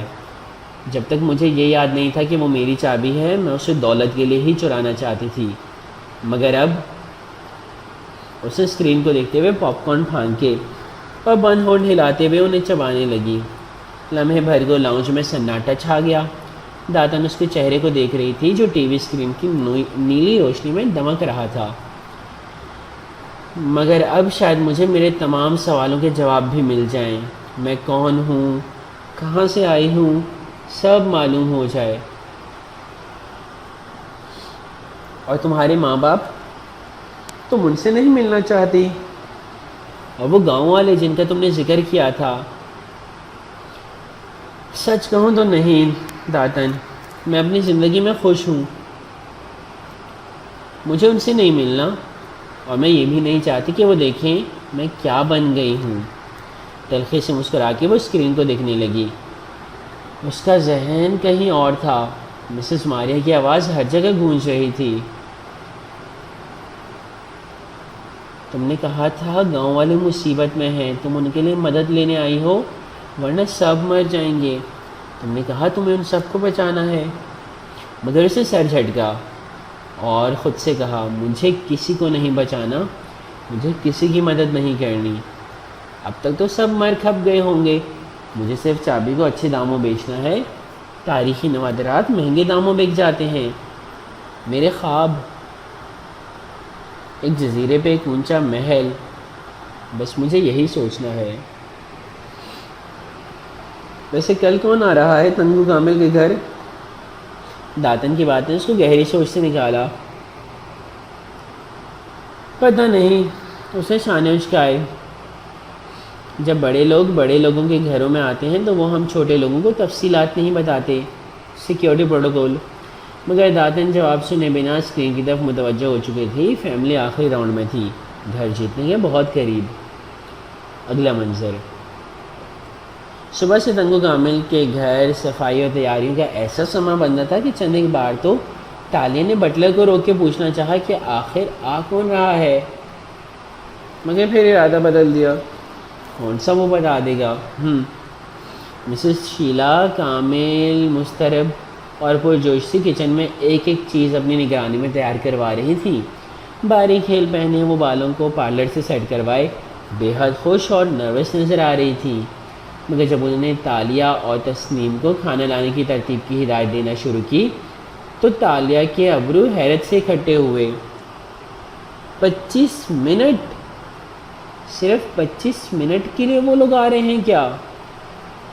مسز کامل نے اسے یوں دیکھا گویا اس کی عقل پہ افسوس کیا ہو. ہاں تالیہ، 25 منٹ بھی بہت ہیں. اور ناک سے مکھی اڑاتی آگے بڑھ گئیں. تسنیم نے کندھے اچکا دیے. کسی ملازم کو اندازہ نہ تھا کہ مہمان کون تھے. بس بٹلر نے کام کے دوران اتنا بتایا کہ سر کے کلاس فیلو اور ان کی بیگم ہے. تسنیم نے بٹلر کے آگے بڑھتے ہی اس کے کان میں سرگوشی کی. کامل صاحب کے کلاس فیلو تو اچھے خاصے بوڑھے ہوں گے. آخر ایک بوڑھے اور بڑھیا کے آنے پہ اتنا ہنگامہ کرنے کی ضرورت ہی کیا تھی؟ تالیہ بے اختیار ہنس دی. پھر اس کے جانے کے بعد اس نے اپنے اپرن پہ سامنے ہاتھ رکھ کے نقلی زیورات کی موجودگی کی تصدیق کی جو پوٹلی کی صورت بیلٹ کے ساتھ اسی کمر سے بندھے تھے. لاکر کھول کے زیورات عدل بدل کرنے کے لیے 25 منٹ بھی کافی تھے. شام ڈھل گئی اور گھر پہ اندھیرا چھانے لگا. مالے گھر بھی کراچی کے بنگلوں جیسے تھے، ویسے ہی لان، پورچ، ڈرائی وے اور سامنے گیٹ. اونچی چار دیواری. کچن کی کھڑکی سے لان نظر آتا تھا. وہاں تنگو کامل اپنی بیوی بچوں سمیت کب سے استقبال کے لیے کھڑے تھے. تالیہ منہمک سی کھڑی سلاد پلیٹ میں سجا رہی تھی جب باہر پر رونق سا شور مچا. تسنیم اور نور ساتھی ملازمائیں لپک کے کھڑکی میں جا کھڑی ہوئیں. گاڑیوں کے اندر آنے اور دروازوں کے کھلنے بند ہونے کی آوازوں کے ساتھ دعا سلام بھی گونجا تھا. تالیہ مزے سے سلاد کی کتلے ڈش میں سجاتی گئی. اوہ خدایا، اوف اوف، کیا تم نے انہیں دیکھا؟ کھڑکی سے باہر جھانکتے تسنیم نے مہمانوں کو گاڑی سے اترتے دیکھا تو مارے جوش کے اس نے منہ پہ ہاتھ رکھا. نور باقاعدہ اوپر نیچے اچھلے پھر دانتوں میں انگلیاں دبا لی. اوف، یہ تو مجھے یقین نہیں آ رہا. انہوں نے گرے سوٹ پہن رکھا ہے. وہ ان کی وائف کو دیکھو، اسے صبح یہی ڈریس مارننگ شو کے انٹرویو میں پہنا تھا. اوف اوف. ان دونوں کے چہرے سرخ پڑھ کے تمتما رہے تھے اور وہ کبھی منہ پہ ہاتھ رکھتیں، کبھی ایک دوسرے کا ہاتھ مارے جوش کے پکڑتیں. تالیہ نے گردن اٹھا کے ایک نظر ان دونوں کو دیکھا اور افسوس سے سر جھٹکا. خیر، یہ بیچاریاں ملازمائیں ہیں. امیر اور مشہور لوگ دیکھنے کا موقع کہاں ملتا ہے ان کو. ان کا ایسا جذباتی ہونا بنتا ہے. اسے سلاد کی ڈش رکھی اور تسلی سے ہاتھ رومال سے پہنچتی آگے آئی، ان دونوں کے قریب رکی اور باہر جھانکا. گارڈز اور چند افراد کے ہمراہ وہ دونوں میاں بیوی کار سے اتر چکے تھے اور میزبانوں سے مل رہے تھے. گرے سوٹ والا آدمی دراز قد اور دبلا پتلا تھا، فٹ اور سمارٹ. مسٹر کامل سے ہاتھ ملاتے ہوئے اس کی پشت تالیہ کی طرف تھی. پھر وہ پلٹا تو تنگو کامل کے بیٹے علی کے قریب ٹھہرا. علی نے اس کا ہاتھ تھاما اور چوم کے آنکھوں سے لگایا. یہ مالے لوگوں کا بڑوں سے ملنے کا طریقہ تھا. اور تب تالیہ نے اس آدمی کا چہرہ دیکھا. ہاں، اس نے بے اختیار ہونٹوں پہ ہاتھ رکھا تھا. آنکھیں شوق سے پھیل گئیں، سانس اٹک گئی اور رنگت گلابی پڑنے لگی. او گاڈ، او گاڈ. اس نے بے یقینی سے نور اور تسنیم کو دیکھا جو اتنی ہی بے یقینی سے اور خوشی سے اسے دیکھ رہی تھی. وہ شخص اب مسکرا کے بچے کا سر تھپک رہا تھا، پھر چہرہ کامل صاحب کی طرف موڑ کے کچھ کہنے لگے. اور ادھر تالیہ مراد کھڑکی میں ہکا بکا سی کھڑی تھی. نور نے اس کا کندھا ہلایا. تمہارا فون بج رہا ہے تالیہ. وہ چونکی، پھر ایپرن کی جیب سے فون نکال کر بغیر دیکھے کان سے لگایا۔ نظریں وہیں باہر جمی تھی، دوسرا ہاتھ ابھی تک ہونڈوں پہ تھا۔ اف، بریسلیٹ کا پتہ چل گیا تالیہ، اور تم یقین نہیں کرو گے کہ وہ کس کے پاس ہے، وہ جوش سے بتا رہی تھی۔ میری اس شخص سے بات ہوئی ہے جس نے آخری دفعہ اسے بیچا تھا، اس سے ایک آدمی نے خریدا تھا وہ بریسلیٹ اپنی بہن کی سالگرہ کے لیے، اور جانتی ہوں اس کی بہن کس کی بیوی ہے؟ شاید میں جانتی ہوں، وہ نظریں باہر ٹکائے بے خود سی کہہ رہی تھی۔ وہ پورچ میں کھڑا علی بن کامل کی طرف اشارہ کر کے اس کے باپ سے کچھ پوچھ رہا تھا، یا شاید بچے کی تعریف کر رہا تھا۔ وہ دراز قد تھا، کثرت جسم والا، بے حد فٹ اور تیز چلنے والا آدمی۔ نہیں، تم نہیں جانتی، اس کی بہن کا شوہر اس ملک کا سب سے پاپولر لیڈر ہے۔ اس کی رنگت صاف تھی، بے حد صاف، نقوش چینی تھے مگر بہت پرکشش، وجیح چہرہ اور چمکتی ہوئی خوبصورت آنکھیں۔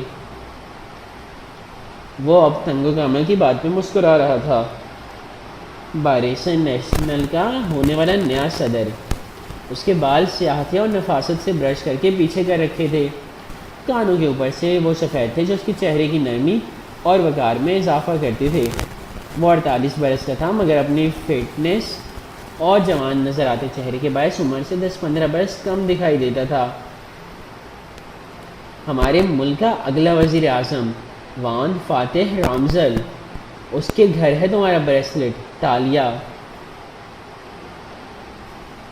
بے یقین سی تالیہ ہنوز باہر نظریں جمائے کھڑی تھی، دونوں ملازمائیں باہر بھاگ چکی تھیں۔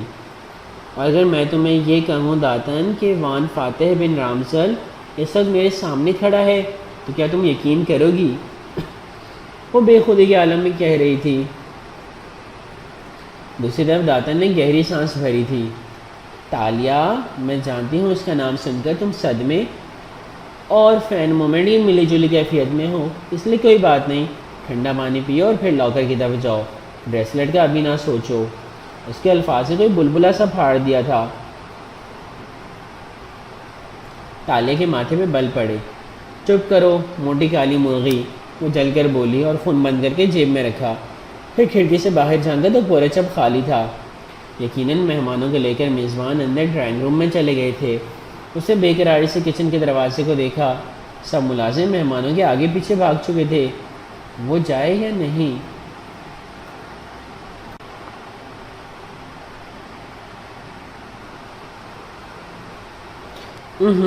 اسے گہرے گہرے سانس لے کر خود کو کمپوز کرتے ہوئے فین مومنٹ سے نکلنے کی کوشش کی، کندھے اچکائے اور سینے پہ بازو لپیٹ کر وہیں کاؤنٹر سے ٹیک لگا کر کھڑی ہو گئی۔ میں نہیں جاؤں گی، میں کوئی باقی لوگوں کی طرح فاتح رامزل کی اتنی بڑی فین تھوڑی ہوں جو اپنے ذاتی وقار اور خود اعتمادی کو پس پوچھ ڈال کر چھوٹے لوگوں کی طرح سیلیبریٹی کے آگے پیچھے بھاگتی پھروں۔ وہ اسی طرح اکڑ کے کھڑی رہی، چند سانسیں لیں، پھر ایک دم بازو نیچے گرائے اور باہر کو بھاگی۔ مٹی ڈالو وقار اور اعتماد پہ، وہ فاتح رامزل ہے، اف دی فاتح رامزل۔ تیز تیز دوڑتی وہ ڈرائنگ روم کے دروازے تک آئی تھی، چہرہ خوشی سے گلابی سا تمتمانے لگا تھا۔ ملازمائیں وہاں پہلے سے کھڑی پرجوش سی سرگوشیاں کر رہی تھیں۔ وہ دھڑکتے دل کے ساتھ ان کے پاس آ رکی۔ دروازہ کھلا ہوا تھا مگر یہاں سے صرف کامل صاحب اور مسز کامل نظر آتے تھے، مہمان نہیں۔ تبھی بٹلر باہر نکلا اور سخت لہجے میں تالیہ کو مخاطب کیا، جوس تم سر کرو گی، جلدی۔ اس کی رنگت مزید گلابی پڑ گئی، جھٹ سر ہلایا اور کچن کی طرف بھاگی، جلدی جلدی ٹرے لگائی اور ڈرائنگ روم تک آئی۔ دروازے پہ لگے بیضوی آئینے میں اپنا عکس دیکھا، سائڈ کی مانگ نکال کر بالوں کو کس کر جوڑے میں باندھے۔ وہ سرمئی سفید یونیفارم میں ملبوس تھی، چہرہ دھلا دھلایا اور آنکھیں سب سی، کوئی زیادہ اچھی نہیں لگ رہی تھی۔ وہ خیر ہے، اسے سر جھٹکا اور اندر داخل ہوئی۔ ڈرائنگ روم میں تیز اے سی چل رہے تھے مگر اس کے ہاتھوں پہ پسینہ آ رہا تھا۔ ٹھنڈے ماحول کو زرد لیمپس کی روشنی نے مزید مسحور کن اور پرفسوں بنا رکھا تھا۔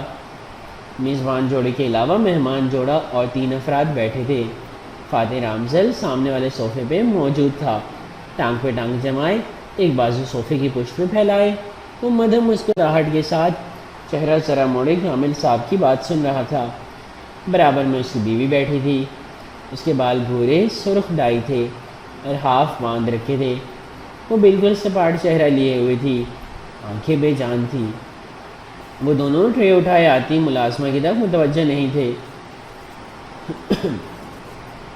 تالیہ بھاری باری سب کے پاس رک کر جوس پیش کرنے لگی۔ سوری میں آپ کی بات کاٹ رہی ہوں، جذباتی سے مسز کامل نے اپنی شوہر کی بات ٹوکتے ہوئے مسکرا کے کہا، مگر وان فاتح رامزل اور مسز رامزل، آپ دونوں کا ایک دفعہ پھر شکریہ کہ آپ نے ہمارے گھر کو رونق بخشی۔ مائی پلیزر، وہ بھاری مسکراتی آواز میں بولا تھا۔ تالے کی اس طرف پشت تھی، یہ آواز، یہ شخص، یہی تھا اس کے خواب میں۔ میرے ساتھ رہو، میرے ساتھ رہو۔ اسے سر جھٹکا اور جھک کے اگلے صاحب کے سامنے ٹرے کی۔ کیا یہ درست ہے کہ سر کہ آپ استعفیٰ دے رہے ہیں اور واپس امریکہ شفٹ ہو رہے ہیں؟ ہم نیوز میں سنتے رہتے ہیں۔ کامل صاحب کے سوال پہ تمام نظریں فاتح رامزل کی جانب اٹھی تھیں۔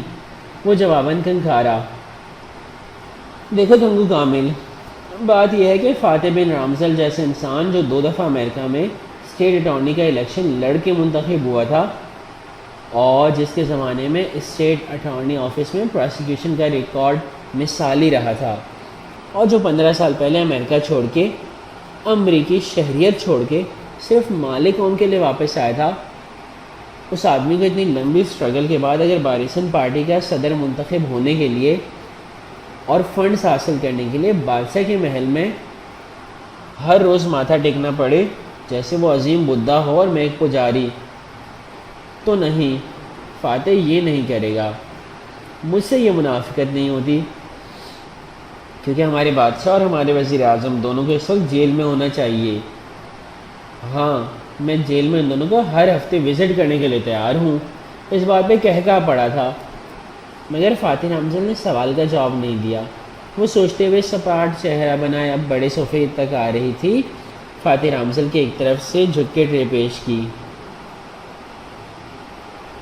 تب کو باتی پل کے اٹھا کے اس کا چہرہ دیکھا۔ وہ تنگو کامل کو دیکھ رہا تھا، مسکرا کے ایک شان بے نیازی سے۔ تالیہ کھڑی رہی تو مسز فاتح نے ایک نظر اسے دیکھ کے ہاتھ سے نفی کا اشارہ کیا، وہ یہ جوس نہیں پیتے۔ تالیہ آگے بڑھ گئی، دل بجھ سا گیا تھا۔ باہر جا کر وہ وہیں دروازے کی اوٹ میں کھڑی ٹھہر گئی۔ مسز کامل کہہ رہی تھی، لیکن آپ ایک ممبر پارلیمنٹ ہیں سر، کیا آپ واقعی استعفیٰ دے رہے ہیں؟ تنگو شیلا، وہ ہر ایک کو اس کے فرسٹ نیم سے پکار رہا تھا، میں سیاست میں طاقت یا دولت حاصل کرنے نہیں آیا تھا۔ فاتح بن رامزل ایک ڈریمر ہے، ایک ویژنری جو ایک بہتر ملیشیا کا خواب دیکھتا ہے۔ مگر مالک قوم کا اس وقت سب سے بڑا مسئلہ یہ ہے کہ ہماری رولنگ پارٹی اتنی بھاری اکثریت سے منتخب ہوتی آ رہی ہے کہ پارلیمنٹ میں اس کی کوئی اپوزیشن ہی نہیں رہ گئی۔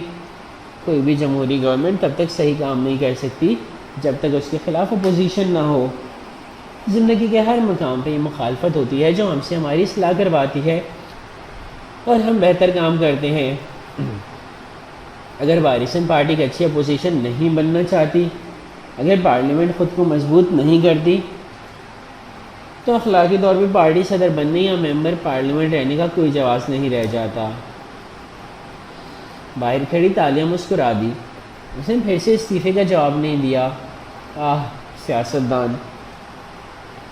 دفعتاً اس نے گھڑی دیکھی، 10 منٹ گزر چکے تھے، 15 رہتے تھے۔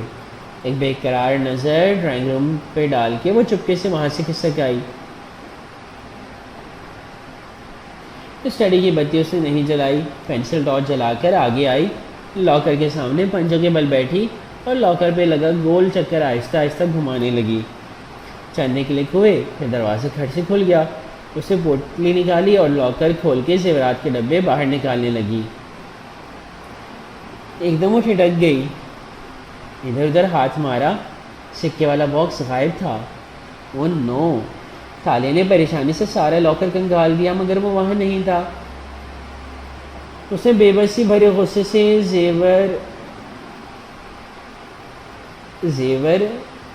زیورات کو عدل بدل کیا، لاکر بند کیا، اصل زیورات یونیفارم میں چھپائے اور باہر نکل آئی۔ اب کہ اس نے نور اور تسنیم کو کھانا سرو کرنے دیا اور خود کان لگا کر دروازے کے باہر کھڑی ہو گئی۔ بٹلر نے گھورا بھی، مگر اس نے چہرے پہ مسکینیت طاری کر کے پلکیں دوبارہ جھپکائیں تو وہ ہنکارا بھر کے آگے بڑھ گیا۔ اندر گفتگو کا رخ ملیشین پارلیمنٹ میں زیر بحث توہینی رسالت بل کی طرف مڑ گیا تھا۔ فاتح رامزل کے ساتھ آئے افراد اس بارے میں اظہار خیال کر رہے تھے۔ میرا خیال ہے کہ 3 سال کی قید یا بھاری جرمانے والی سزا کسی بھی دین کی توہین کرنے پہ درست ہے۔ نہیں، میرا خیال ہے کہ اس میں ترمیم ہونی چاہیے اور اس کو سزائے موت میں تبدیل ہونا چاہیے تاکہ مثالیں سیٹ کی جا سکیں۔ مسٹر کامل اور دوسرے افراد باری باری اپنی رائے دے رہے تھے۔ تالیہ نے کان مزید زور سے دروازے کے ساتھ لگایا۔ اسے کافی دیر سے فاتح رامزل کی آواز نہیں سنائی دی تھی۔ آپ کا کیا خیال ہے سر؟ تالیہ نے پردے کی اوٹ میں جھانکا۔ وہ نگاہیں کامل صاحب پہ جمائے مسکرایا تھا، پھر گہری سانس لی۔ میرا ایک دوست تھا اسکول میں، وہ بدھسٹ تھا اور مجھے بہت پسند تھا، مگر میرے والد کو وہ بہت برا لگتا تھا۔ ان کا خیال تھا کہ وہ مجھے بگاڑ دے گا۔ وہ اس کی عزت نہیں کرتے تھے، باوجود اس کے کہ وہ اس سے کبھی نہیں ملے تھے۔ میں ہر روز ان سے بحث کرتا تھا کہ میں اس کی دوستی سے نہیں بگڑوں گا، مگر کوئی فائدہ نہیں ہوتا تھا۔ وہ کہہ رہا تھا اپنی ٹھنڈی، بھاری اور پرسکون آواز میں، وہ سب سن رہے تھے۔ پھر ایک دن مجھے احساس ہوا کہ میرے والد صاحب جب اسے جانتے ہی نہیں ہیں تو وہ اس کی عزت کیسے کریں گے؟ تب میں نے ان کو اپنی دوست کی خوبیوں کے بارے میں بتانا شروع کیا۔ تنگ و کامل، میں نے ان کو بتایا کہ انسان ایک مکمل پیکج ہوتا ہے، اس میں خوبیاں بھی ہوتی ہیں، خامیاں بھی، اور اگر ہم کسی کو اس کے ویکسٹ لنک سے جج کرتے ہیں تو ہم بہت برے جج بن جاتے ہیں۔ لیکن رسول اللہ صلی اللہ علیہ وآلہ وسلم وہ انسان ہیں جن کے اندر صرف خوبیاں اور اچھائیاں تھیں۔ ان کے گستاخ کو ہر وہ سزا ملنی چاہیے جو شریعہ نے مقرر کر رکھی ہے۔ علماء کو اس بارے میں کھل کے بولنا چاہیے اور مال پارلیمنٹ کو پراپر قانون سازی کرنی چاہیے،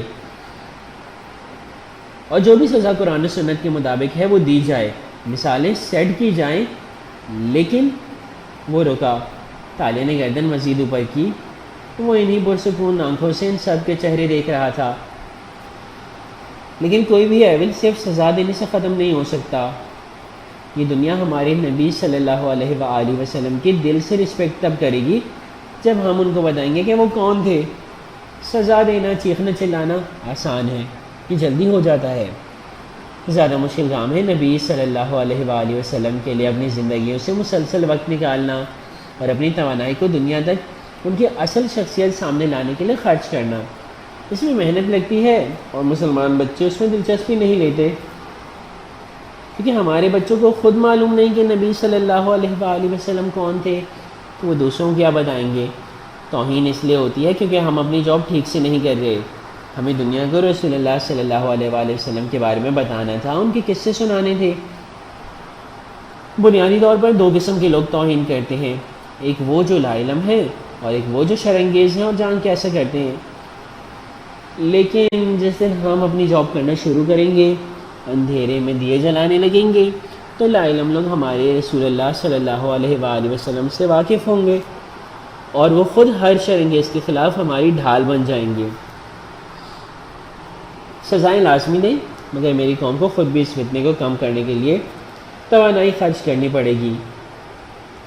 میں جس ملیشیا کا خواب دیکھتا ہوں وہاں ہمیں مال قوم کو میڈیا کے ذہنی شکنجے سے نکال کر اپنی سوچ کو آزاد کرنا سکھانا ہوگا۔ آپ خوابوں پہ یقین رکھتے ہیں وان فاتح؟ مسز شیلا قدر نروس سی مسکراہٹ کے ساتھ بولی۔ مطلب برے خوابوں پہ؟ جیسے میری دوست نے میرے بارے میں خواب دیکھا۔ تالیہ نے بے اختیار دل کو تھام لیا۔ تنگ و کامل نے آنکھوں ہی آنکھوں میں اپنی بیوی کو ٹوکا، یہ مناسب موقع نہیں۔ مگر وہ فاتح رامزل کے آنے کی خوشی اور اپنی پریشانی میں گھری کہتی گئی۔ اس نے دیکھا کہ میرے ہاتھوں میں چاول ہیں جو ایک دم راکھ بن جاتے ہیں۔ آپ دوسری قسم کے خواب دیکھتے ہیں، مگر ایسے خوابوں کا کیا مطلب ہو سکتا ہے؟ تالیہ کی گردن کے بال تک کھڑے ہو گئے، کان مزید دروازے سے لگائے۔ ڈرائنگ روم میں خاموشی چھا گئی۔ پھر فاتح نے گہری سانس لے کر کندھے اچکائے۔ خوابوں میں ہر چیز علامتی ہوتی ہے، اس کا وہ مطلب نہیں ہوتا جو نظر آتا ہے۔ کیا آپ کے ہاں بچے کی پیدائش متوقع ہے تنگ و شیلا؟ میزبان میاں بیوی سن رہ گئے، ایک دوسرے کو دیکھا، پھر فاتح کو۔ جی مگر ہمیں خود چند دن پہلے معلوم ہوا ہے، تو آپ کو کیسے؟ چاول فرٹیلیٹی کی علامت ہوتے ہیں، ایسا خواب اس لیے آ سکتا ہے تاکہ آپ احتیاط کریں یا پھر کسی متوقع حادثے کے لیے تیار رہیں۔ ان کی بات میں ایسی ٹھنڈک تھی کہ مسز کامل کی ریڑھ کی ہڈی میں ٹھنڈی لہر دوڑ گئی۔ دروازے سے لگی تالیہ بھی شل کھڑی رہ گئی۔ فاتح کی بیوی نے بے اختیار تادیبی نظروں سے اسے گھورا تھا، جسے کہہ رہی ہو کہ اسے ایسی بات اتنے عام انداز میں نہیں کہنی چاہیے تھی، مگر وہ کسی بھی جذباتی پن سے آری ٹھنڈا پرسکون سا بیٹھا تھا۔ اسرا رامزل پہلی دفعہ بولی، کاش ہمیں بھی آریانہ کو کھونے سے پہلے کوئی خواب آ جاتا تو ہم اسے اس چیئر لفٹ پہ نہ جاتے۔ اس کے لہجے میں تلخی تھی۔ آریانہ؟ اچھا، ان کی بیٹی جو کئی سال پہلے کھو گئی تھی۔ تالیہ کو ان کے انٹرویو میں کئی دفعہ کی دہرائی گئی بات یاد آ گئی۔ اس نے اندر جھانکا، فاتح رامزل کا چہرہ سامنے نظر آیا۔ اس پہ کوئی تاثر نہیں ابھرا تھا، وہی ٹھنڈا مسکراتا وجیح چہرہ، مگر وہ اعترافاً سر ہلا کے بولا تھا، ہاں وہ بڑا کھٹن وقت تھا۔ خیر، اسے کندھے اچکا کے گہری سانس لی۔ بٹلر نے اس کے سر کی پشت پہ چپت لگائی تو وہ چونکی۔ تمہارا کچن میں کام پڑا ہے، اندر جاؤ، اس نے حکم صادر کیا تو وہ منہ بنا کے آگے بڑھ گئی۔ کام کیا خاک کرنے تھے، وہ کچن کے دروازے میں کھڑی ہو گئی۔ چند منٹ گزرے اور آوازیں آنے لگی، وہ وہی جمی رہی۔ وہ لوگ اب راہداری میں آ چکے تھے اور باہر جا رہے تھے، مگر کسی وجہ سے ٹھہر گئے تھے۔ تالیہ نے سر نکال کے دیکھا تو برف کا بت بن گئی۔ علی بن کامل اپنے مہمان کو تحفہ پیش کر رہا تھا، اور وہ تحفہ… تالیہ کی سانس اٹکنے لگی۔ وہ وہی شیشے کا باکس تھا جس میں سنہری سکہ رکھا تھا۔ فاتح نے مسکرا کے بچے سے باکس لیا۔ علی کامل اب اس سے منسلک کہانی سنا رہا تھا، مگر فاتح رامزل نے باکس کھولا اور سکہ نکال کے اوپر اٹھا کے دیکھا۔ دونوں اطراف پلٹائیں۔ ویسے یہ اوریجنل نہیں ہے، اوریجنل میں ایک طرف نصیر من الدنیا والدین لکھا ہوتا ہے، مگر آئی لائک اٹ۔ سچائی سے تبصرہ کیا تو میزبان ایک دم شرمندہ ہو گئے، مگر وہ آدمی اتنا بے پرواہ، اتنا بے نیاز تھا کہ اسے ان کے تاثرات سے فرق نہیں پڑتا تھا، اور اس کی بات کو کوئی برا نہیں مانتا تھا، نہ مان سکتا تھا۔ وہ مال قوم کو بہت محبوب تھا۔ ایک ہی فکرے میں اسے ایمانداری سے پسندیدگی کا انحصار بھی کر دیا۔ پھر ذرا ٹھہرا۔ اسرا، یہ تمہارے بریسلٹ کی طرح نہیں لگتا جو تمہیں ایش نے دیا تھا، ہے نا؟ مسکراتے ہوئے اس نے باکس پیچھے کھڑے اپنے باڈی مین کی طرف بڑھا دیا اور آگے بڑھ گیا۔ سب اس کے آگے پیچھے چلتے باہر نکل گئے۔ وہ تیز سے چلتا تھا اور ہر شخص اس کے قدم سے قدم ملانے کا خواہش مند تھا۔ باڈی مین نے سکے کی ڈبیا جیب میں ڈالتے ہوئے باہر نکلنے سے قبل ایک دفعہ مڑ کے یوں ہی پیچھے دیکھا تھا۔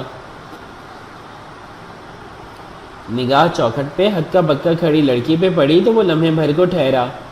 اس کے سبز آنکھوں کو دیکھا جو اس ڈبیا جیب میں ڈالتے ہاتھوں کو دیکھ رہی تھی۔ بس لمحے بھر کا اثر تھا، پھر وہ آگے بڑھ گیا اور وہ نڈھال اسی چوکھٹ سے لگی کھڑی رہ گئی۔ اگلا منظر، سمبلز۔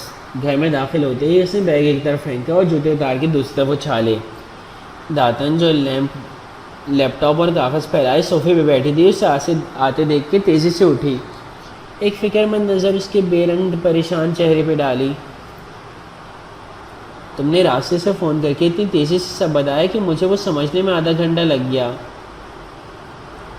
تم پریشان نہ ہونا تالیہ، اب دونوں چیزیں ایک ہی شخص کے پاس ہیں، اور سمبلز اس نے کہا خواب میں ہمیشہ سمبلز آتے ہیں، علامتیں۔ وہ دونوں ہاتھوں سے سر پکڑے صوفے پہ گر گئی، چند لمبے لمبے سانس لیے، نظریں اٹھا کے الجھی کھڑی داتن کو دیکھا۔